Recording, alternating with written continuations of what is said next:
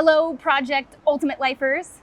We are here in Dubai, okay, with our friend Felix, and we are going to be talking today about transformation and how to have the mindset that is needed for success in every endeavor of life. So, that being said, Felix, hello and welcome to the show. Let's go ahead and start today with just give us a little bit of a background about yourself, where you're from, and how you got to this age and stage of life.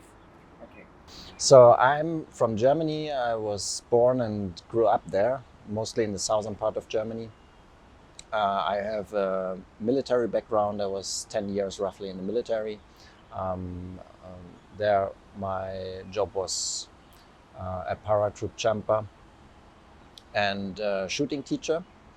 And after this I decided to switch careers. I'm now 39 years old and I'm quite in the process. So, what drives you? So, we've had some conversation, which is why I really wanted to interview, because I feel like you have a great story, an exceptional mindset, and goals that are admirable. Thank you. What drives and motivates you both personally and professionally? What drives me personally is the idea of becoming the best version of myself.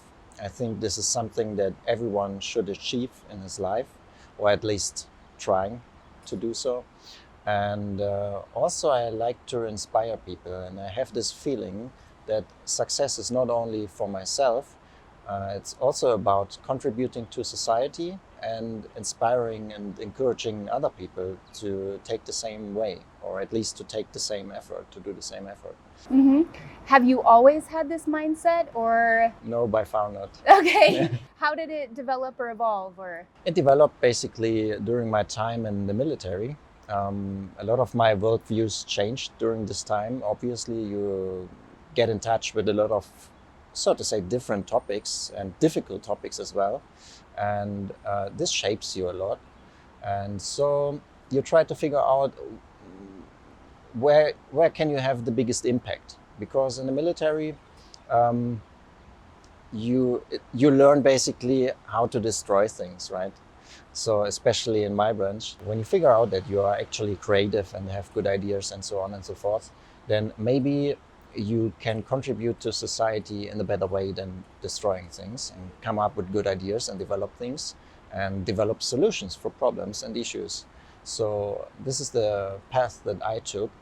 And so, now I try to figure out what is the biggest issue, the biggest problem I see myself being capable of solving it for other people, for the betterment of the society. And what problem is that you're wanting to solve? So in my case, it's because of my background. It's mostly in the financial sector. So I'm very active in this investment topics and so on and so forth. And I want to encourage people to invest.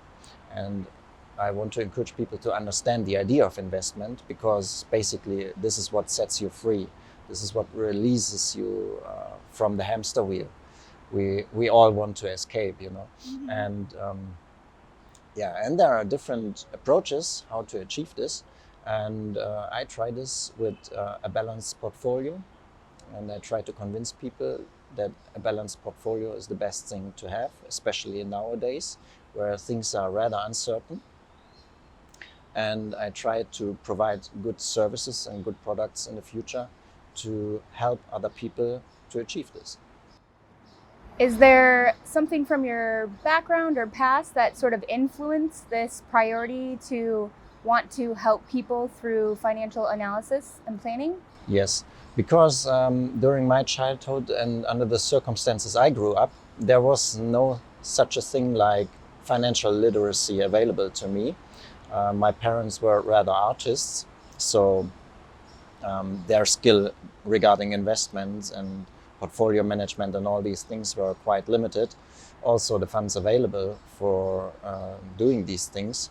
And so this is an issue that I try to solve for further generations. So what did you learn about yourself during your time in the military, and how did that influence your outlook on life?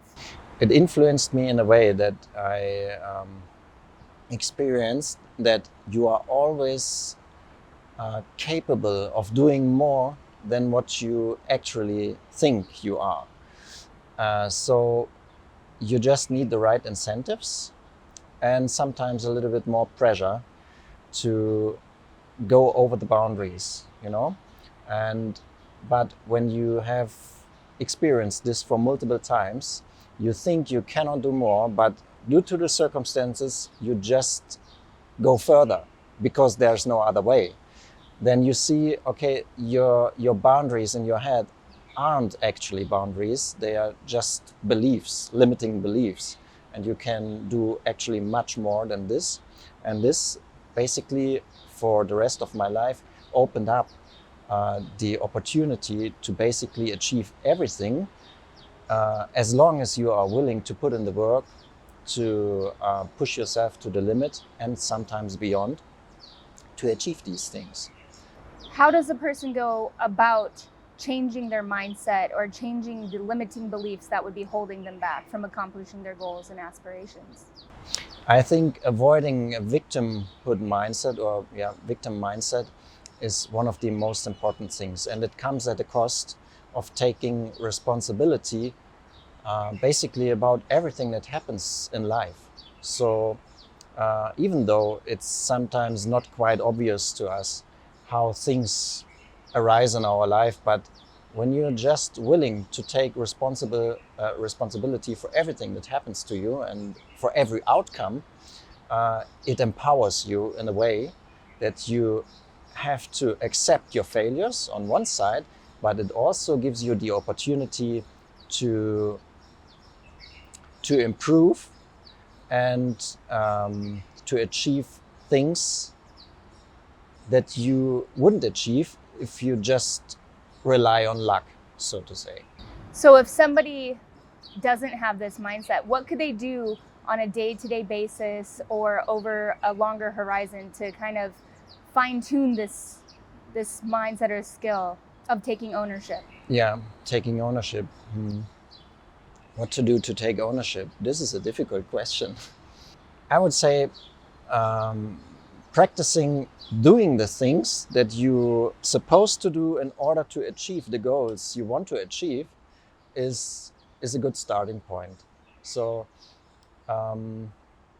if you want to have a better physique, it's good to show up in the gym in the first place, even though you're maybe not doing enough to have actually progress, but you're developing habits that are good for success and that reshape your mindset. It becomes a habit to just be there and to do some things, and maybe you will do more and more things. And as long as you stay consistent with this and you progress in what you're doing, then the probabilities of achieving the desired outcome of a better physique increases.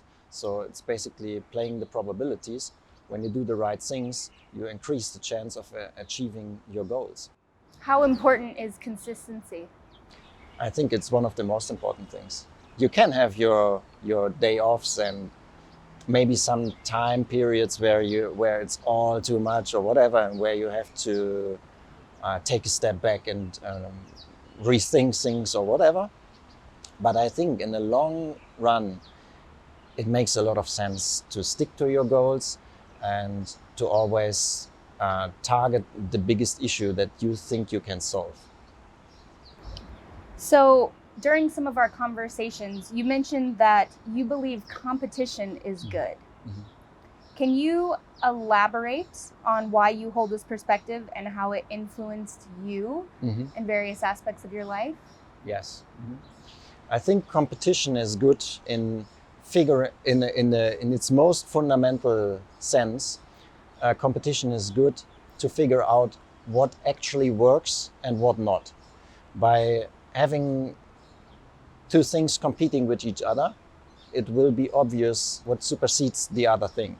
So in this sense, competition basically contributes to figuring out what is the better solution to address problems or to solve an issue or how to handle situations. And by doing this, by taking part in this kind of competition, also in economic sense, business-wise and so on, you contribute to the betterment of what's going on in the world. This is my view. So even though when two businesses competing with each other, and one business will suffer losses and the other one is winning, the one who will suffer losses, they will probably go bankrupt at some point.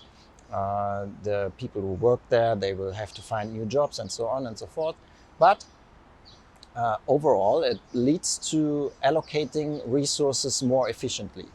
So that means the ones who work in the better company, they contribute in a better way to society because they use their resources more efficiently.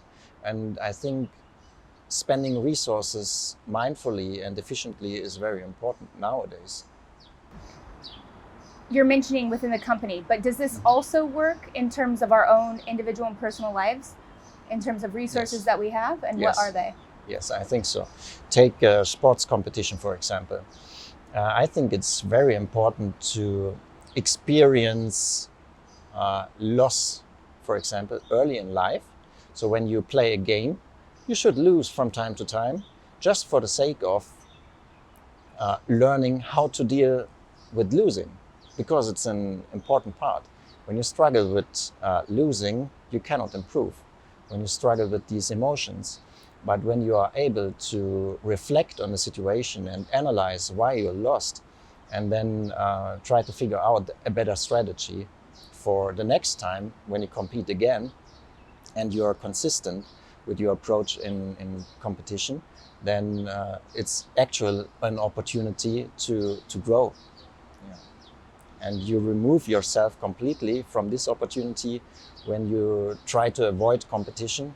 And so therefore it's very important. Also, I think it's not only for men important to understand that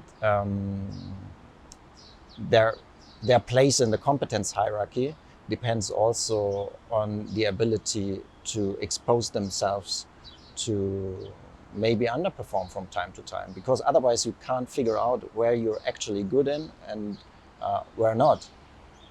And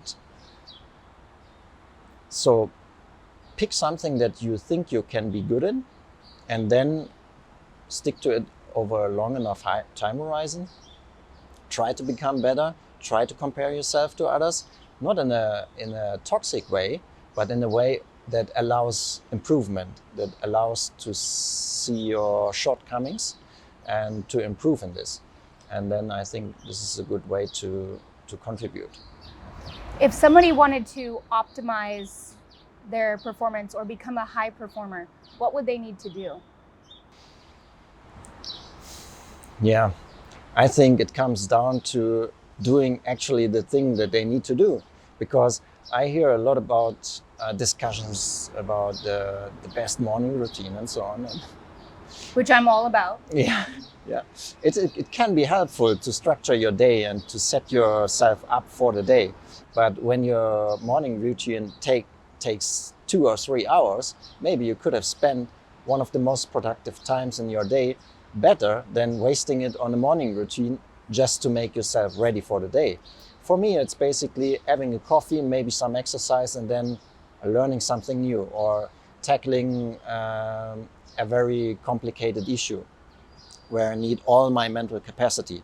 I would never waste this precious time in the morning and early of the day for something that I can do easily after 16 hours of work. You know, like the gym. The gym is for me important. I do it regularly, but I do it when everything else is done, basically. Is it like your reward? It can be rewarding afterwards. It's more like a habit.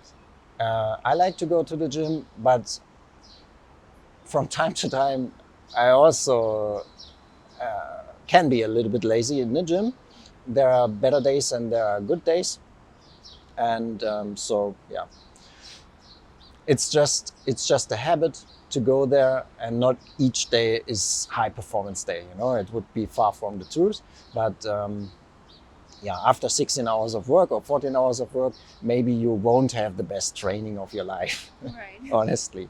So earlier you mentioned that you had been in the military and then you've transitioned into becoming a financial analyst and actually doing real estate here in Dubai. Yes. Okay. What prompted you to transition from a military career to a financial analyst? Were there specific skills or experiences from the military that you found valuable in this new career? Yeah, rather experiences, because when you get in touch with all these unfortunately negatively associated topics regarding military and war and so on, and all the bad things that are happening in the world, then you become aware of that a lot of times money, power and influence are very big factors in these events, so to say. And so I always try to understand the world as best as I can to navigate more clearly. And obviously money flows is an important factor that can tell you a lot about what other very bright-minded people think about the events in the world. And so I tried to understand this as well, and it opened up a very new perspective to me. A lot of things are quite obvious when you can read the signals, and it frees you from narrative that is constantly pushed on you, because you can just look at the financial data in the markets and they will probably tell a complete other story, sometimes at least. And so you can make your own assessment about the situation in the world just by looking at capital flows and so on, by growth rates, by population grow or decline, by consumption grow, and all these kinds of things. And the data is actually there. You just have to read it and you have to understand it. And this is why I entered this field, to read these signals much better than before. If somebody were wanting to set themselves up, what should they be thinking about in terms of preparing for wealth? Like if they're at the beginning of their I want to build wealth journey, or I want to get out of debt, what should they be thinking about? I think a good approach is to think about their own life circumstances, like how would I succeed when I would run this like a business? When I run my life like a business, I'm the business owner and I have to be successful. I have to make sure that the number in the end of the year is mostly black and as big as it can be, not red, and not with the minus in front of it. And so this approach obviously brings you into economics and into how to run a business, how to run or understand the balance sheet, understand that assets are assets because they provide cash flow, and expenses are expenses because they provide no cash flow. So there's a huge distinction to make between assets and liability, and getting this one right is one of the most important things where you can start assets to distinguish assets and liabilities from each other. Are there any like hacks or strategies that somebody could take away and immediately apply to set themselves up? Yeah, reading books, or listening to good podcasts. I mean, the internet is full of good sources. You should rely on good sources. Yeah, basically read about these topics, read about financial decision making, and you will take a lot of good things out of this. So how difficult is it to change careers or change altogether? Pretend like there's somebody who is wanting to, maybe they're not fulfilled or satisfied in their current job, but they want to switch. How difficult is that, and how do you get through that, work through that? Yeah, it can be difficult in many ways, financially, but also emotionally, because you tap into something completely new.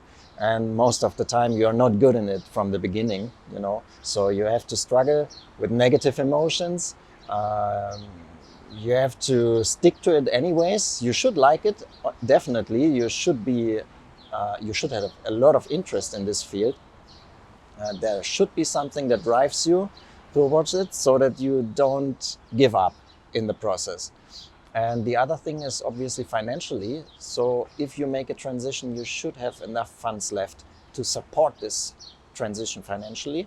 Otherwise, it can be very challenging, and maybe just out of fear, people fall back into their old familiar job, so to say. Yeah. It came up through our conversations, this idea that, maybe people have a certain frame that they view different things, or a narrative that they live by. How can one reframe a situation to serve what it is that they're trying to achieve? Mm-hmm. Yeah. And what's an example? Mm-hmm. One example was just recently, I met a very interesting and clever guy, and he's trying to change his situation as well. So he started, and he's working on it every day, which is good. He's persistent in it. But for whatever reason, he said he sees himself as a loser. And I don't agree with this at all. So a good way to reframe it is to see yourself as a starter in a new thing that is challenging, and a lot of people wouldn't even dare to take this path. Just by taking this path, just by the commitment, it makes him a winner for my taste, because only very few people try at all. So he's one of the few who tries. And this, in my sense, makes him a winner. So, and this is a much better mindset and a much better way to frame a situation, even though you are not good in it now, but you have to stick to it, and you will become in the future. And then when you're good enough, people will ask you questions, and then you can provide value to them. Then you can solve their issues. This is one way to look at it. Yeah.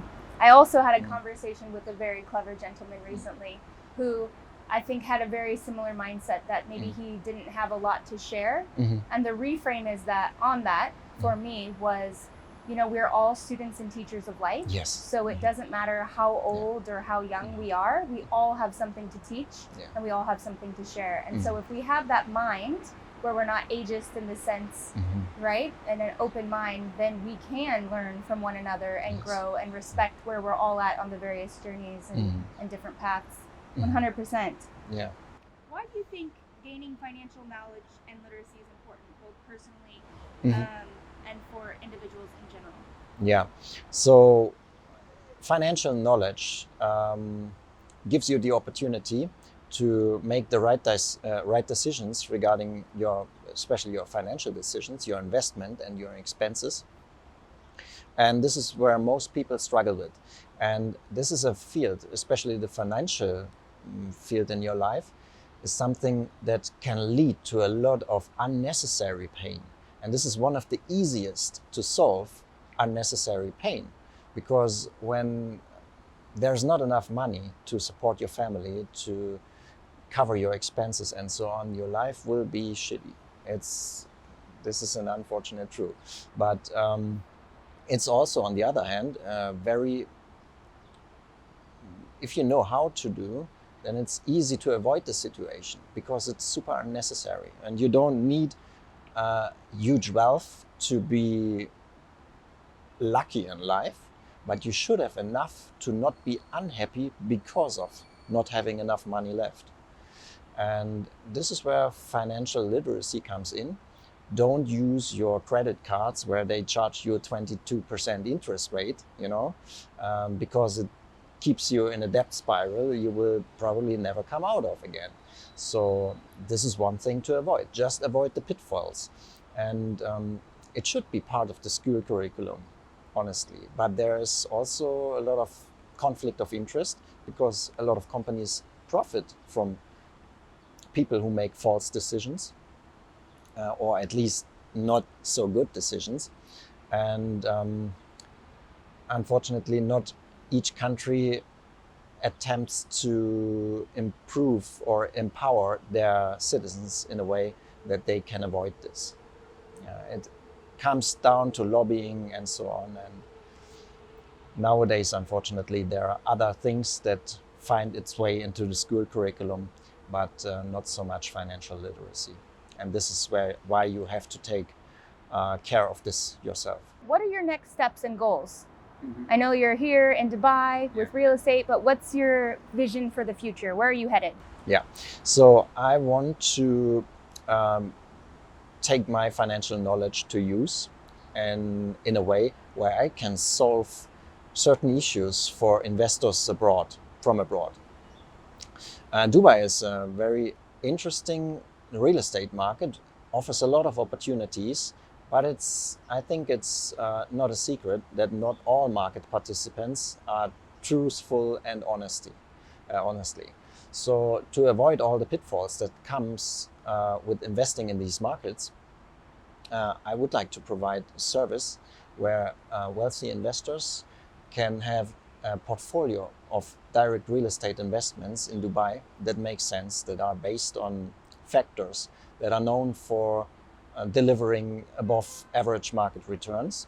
And so since I learned this, how to do these things, I would like to construct these portfolios for my clients, and I hope they make good decisions then with me and have profitable investment in the end. And how do you plan to achieve this?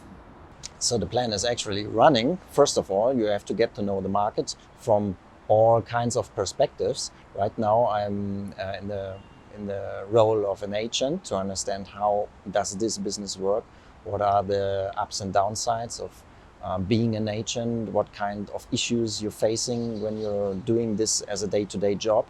And also I gained a lot of experience from the mortgage side, and so combining these two things is a good starting point. Also get to know the market.